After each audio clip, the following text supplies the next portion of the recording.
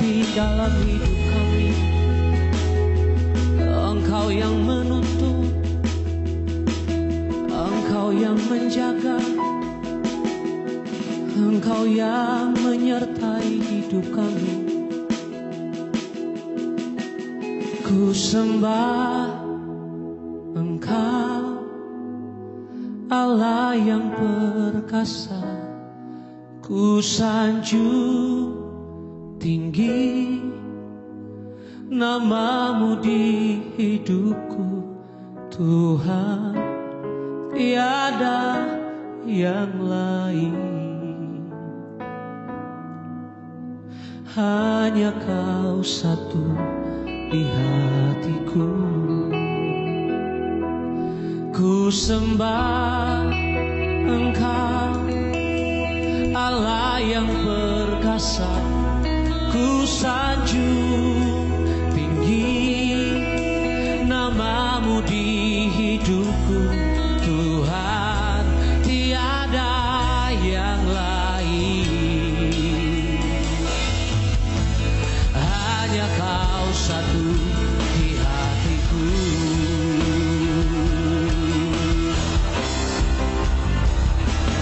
Ku sembah Engkau, Allah yang perkasa. Ku sanjung tinggi namamu di hidupku, Tuhan, tiada yang lain. Hanya Kau satu di hatiku.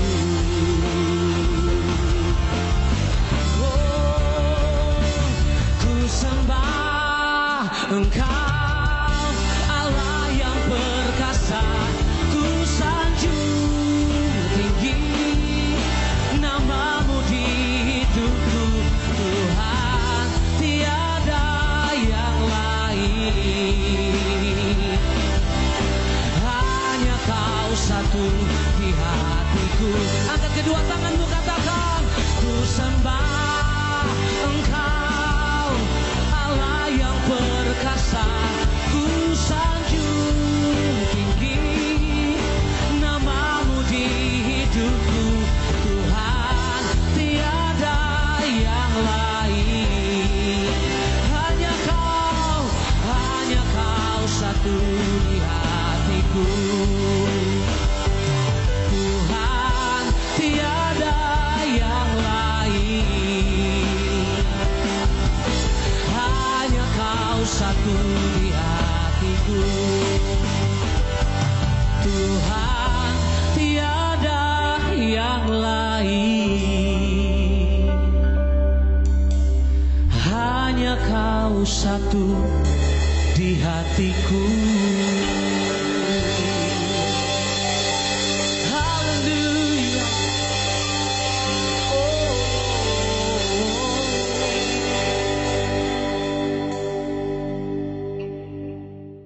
Sebelum kita mendengarkan firman Tuhan, mari kita berdoa. Bapa di sorga, kami bersyukur buat anugerah-Mu.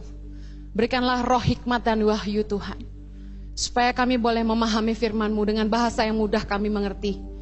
Beri pertolongan dan anugerah-Mu supaya kami bisa menghidupinya dalam hidup kami. Tuhan, menyerahkan menit-menit ke depan ke dalam pimpinan Roh Kudus sepenuhnya. Ajari kami firman-Mu. Berikan kami akal budi pekerti, supaya kami sungguh-sungguh bisa mengerti isi hati-Mu. Demi nama Yesus kami berdoa. Amen. Senang sekali saya bisa kembali melayani Anda dalam ibadah online. Hari ini saya akan membagikan tentang pencobaan mendatangkan kebaikan. Hari ini kebetulan saya punya kesempatan untuk berbicara bagi para leaders-leaders Tangan Pengharapan dari seluruh Indonesia. Ada yang dari Nias, Mentawai, Kalimantan Barat, Halmahera, Papua, dari berbagai titik di Papua, dari NTT, Timur dan Sumba, dan juga dari Jawa Tengah dan juga yang ada di Jakarta. Beberapa tim di Jakarta ada di sini. Sebuah sukacita bisa ketemu mereka 1 tahun sekali ya. Dan bersyukur kepada Tuhan meskipun di tengah-tengah pandemi kita masih bisa ketemu ya, meskipun tidak sebanyak biasanya karena kita masih menjaga protokol kesehatan dan juga protokol new normal supaya memastikan setiap peserta datang dan pulang dalam keadaan sehat. Ada sukacita? Suaranya boleh masuk? Ada sukacita? Amin.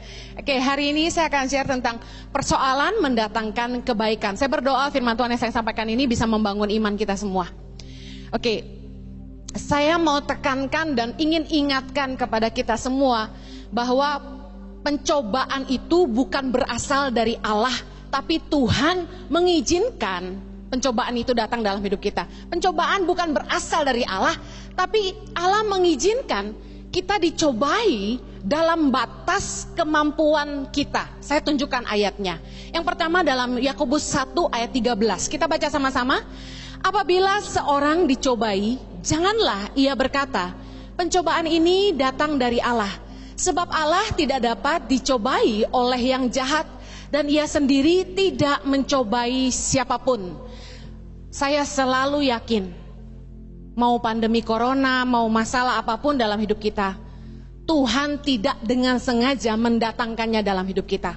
Pencobaan itu tidak pernah berasal dari Allah. Tuhan tidak pernah melakukan yang buruk dan jahat kepada kita, karena Tuhan itu mengasihi kita. Amin. Kalaupun Tuhan mengizinkan iblis mencobai kita, Tuhan memberikan perlindungan dan batas bahwa kita tidak akan dicobai melampaui kekuatan kita sebagai manusia. 1 Korintus 10 ayat 13. Kita baca sama-sama. Pencobaan-pencobaan yang kamu alami ialah pencobaan-pencobaan biasa yang tidak melebihi kekuatan manusia. Sebab Allah setia, dan karena itu ia tidak akan membiarkan kamu dicobai melampaui kekuatanmu.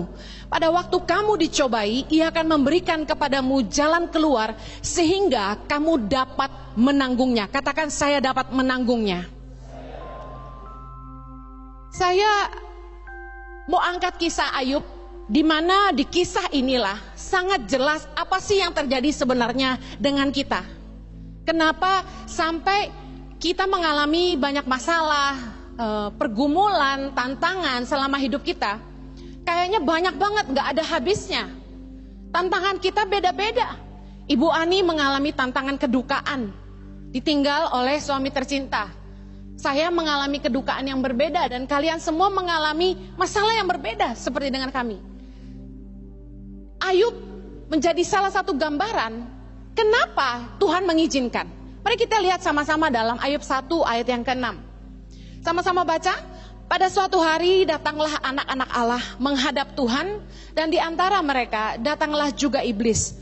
Maka bertanyalah Tuhan kepada iblis, dari mana engkau?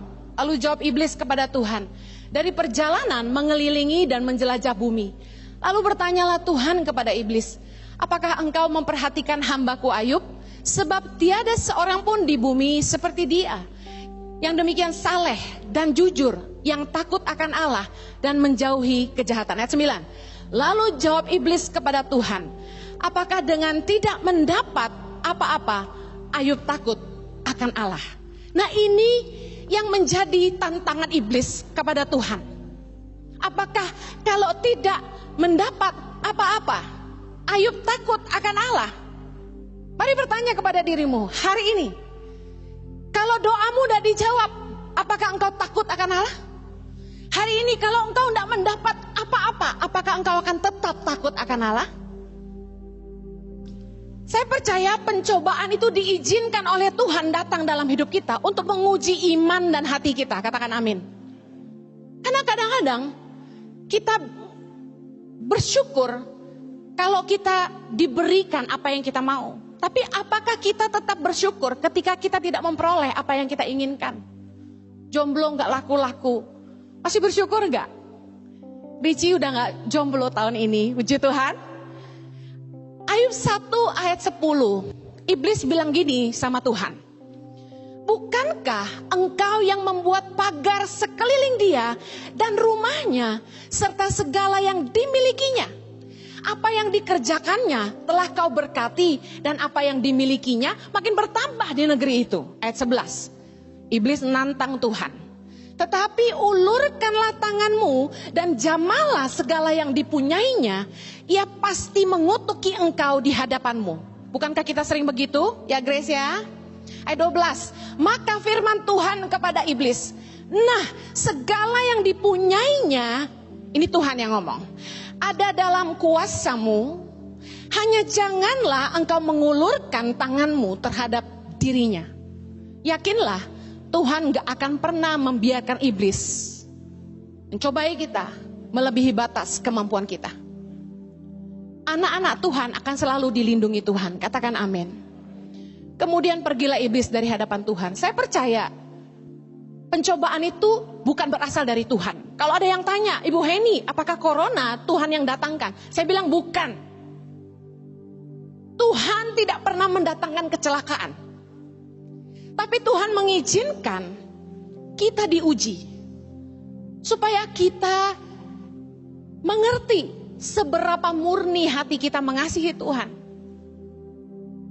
Apakah kita sungguh-sungguh punya iman? Iblis nantang Tuhan, dan apa yang iblis sampaikan ini, itu benar. Karena kebanyakan kita cuma mau pujian tapi tidak mau ujian. Banyak dari kita mau berkatnya tapi tidak mau menghadapi tantangannya. Tuhan mengizinkan kita diuji, tapi iblis yang mencobai. Di Alkitab ini dalam terjemahan bahasa Indonesia, kata yang dipakai itu pencobaan. Tapi sebenarnya di beberapa ayat, dalam bahasa aslinya tuh digunakan dua kata. Temptation, yaitu pencobaan, dan test, ujian. Yang dari Tuhan, yang diizinkan Tuhan adalah ujian, test. Tapi yang dari iblis adalah temptation, pencobaan. Makanya Yesus mengajar kita dalam doa Bapa kami, jauhkanlah kami dari segala pencobaan. Artinya apa? Supaya iblis jangan sampai mencoba kita. Saya ingin kita uji hati kita sendiri. Ketika iman dan ketaatan kita diuji kepada Tuhan oleh iblis, ya. Apakah kita benar-benar masih bersyukur sama Tuhan kalau doa kita nggak dijawab? Apakah kita tetap percaya sama Tuhan kalau kita nggak diberkati? Saya mau bilang ini nggak gampang. Apakah kita tetap bersyukur waktu hidup kita pas-pasan? Saya ingin mengingatkan ada 5 hal yang Tuhan ingatkan. Reaksi kita di tengah-tengah pergumulan. Waktu pencobaan itu diizinkan terjadi dalam hidup kita. Ketika kita harus menghadapi padang gurun. Ketika kita harus menghadapi kesusahan, kesulitan, ujian, masalah. Ada peringatan yang Tuhan berikan. Mengacu kepada pengalaman Tuhan bersama bangsa Israel. Ada 5 hal yang Tuhan ingatkan dalam 1 Korintus 10 ayat 1-13. Kita gak akan baca semua. Yang Tuhan ingatkan, yang pertama, judul perikopnya 1 Korintus 10 1-13 itu gini. Israel sebagai suatu peringatan. Oleh karena itu kita harus ingat-ingat pesan Tuhan dari pengalaman Tuhan dengan bangsa Israel. Hal pertama yang kita harus ingat ketika menghadapi pergumulan. Nomor 1, jangan berbuat jahat. 1 Korintus 10 ayat 6 bilang gini, supaya jangan kita menginginkan hal-hal yang jahat seperti yang telah mereka perbuat.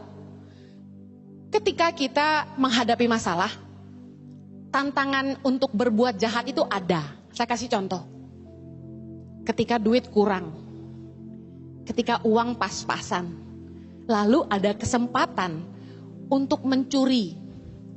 Saya yakin, kadang-kadang maksud hati tidak niat mencuri.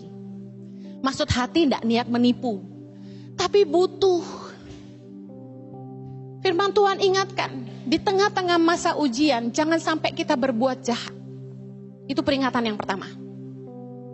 Ketika kita sedang diuji, keputusan apapun yang kita mau ambil, contoh diputusin pacar. Pacar itu selingkuh. Kita diuji kan? Apa reaksi kita? Jangan berbuat jahat. Artinya apa? Jangan balas kejahatan dengan kejahatan. Relakan. Tidak perlu disantet.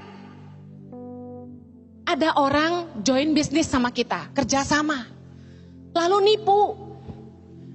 Kita diuji, kita sedang menghadapi ujian. Ingat firman Tuhan, peringatan. Jangan berbuat jahat. Gak usah balas kejahatan dengan kejahatan. Relakan. Belajar dari Ishak waktu dia gali sumur, direbut oleh bangsa Filistin. Ishak relakan. Apakah Ishak jadi miskin? Tidak.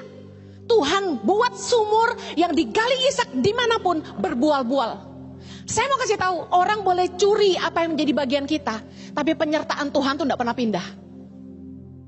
Kalau sekali Tuhan mengikutimu, 1000 orang direbah di kanan kirimu, saya mau kasih tahu, kamu akan tetap teguh berdiri karena Tuhan menyertaimu.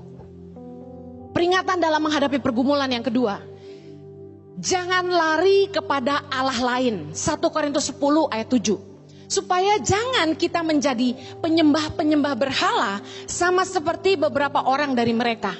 Kadang-kadang waktu doa kita nggak dijawab-jawab, kita ngerasa gini, Tuhan ada nggak sih? Jangan-jangan gua salah nih percaya Tuhan. Mungkin kalian akan bilang gini, Ibu Heni aja yang imannya lemah, saya nggak pernah. Oh ya? Berapa kali waktu masalah datang kita carinya teman bukan Tuhan. Berapa banyak ketika masalah datang kita carinya orang lain dan bukan Tuhan. Penyembahan berhala berarti begini, kita menempatkan yang lain lebih dari Tuhan dalam hidup kita. Lebih ngandalin hamba Tuhan daripada Tuhan. Saya jujur udah berkali-kali ngomong, kalau lagi bergumul punya masalah, jangan curhatnya ke hamba Tuhan. Kenapa? Belum tentu dia peduli sama hidupmu dan belum tentu nasihatnya yang terbaik buat kamu. Apalagi banyak orang yang suka ngejar-ngejar hamba Tuhan, udah tahu hamba Tuhannya jaim masih dikejar juga. Boleh saya minta waktu ketemu untuk cerita masalah saya? Dia tahu nggak hamba Tuhan juga masalahnya banyak. Saya mau kasih tahu, saya dalam hidup saya nggak pernah curhat. Mau ke teman, mau ke hamba Tuhan. Kalau saya kesal, saya ngomong aja. Misalnya kesalnya sama siapa?